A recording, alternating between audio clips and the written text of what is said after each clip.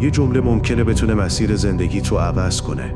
امروز 15 جمله طلایی از آدمای بزرگ و موفق رو میشنوی که هر وقت حس کردی گیر کردی میتونه دوباره روشنت کنه.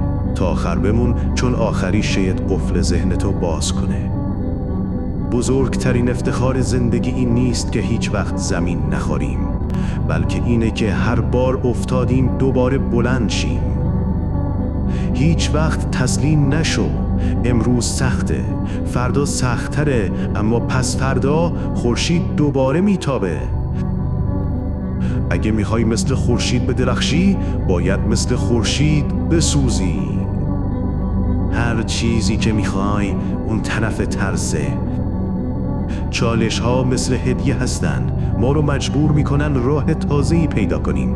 باهاشون مبارزه نکن، فقط راه جدیدی برای ایستادن پیدا کن.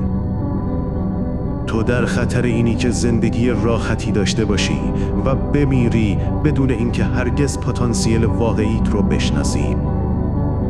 همیشه کارهایی رو انجام دادم که هنوز براش کاملا آماده نبودم.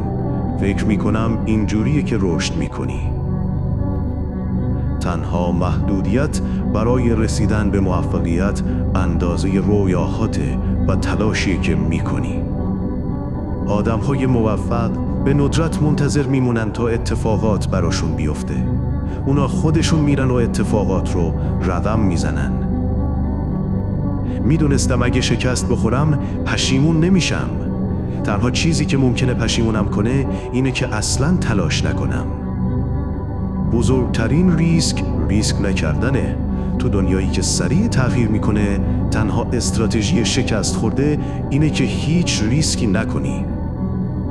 راه رسیدن به ستاره ها برای ترسوها نیست، برای اونایی که جرأت خواستن و رسیدن به غیر ممکن رو دارن.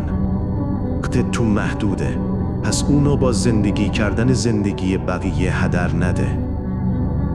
چه فکر کنی میتونی، چه فکر کنی نمیتونی، در هر حال حق با توه. ما همیشه تغییرات 2 سال آینده رو دست بالا میگیریم، ولی تغییرات 10 سال آینده رو دست کم میگیریم.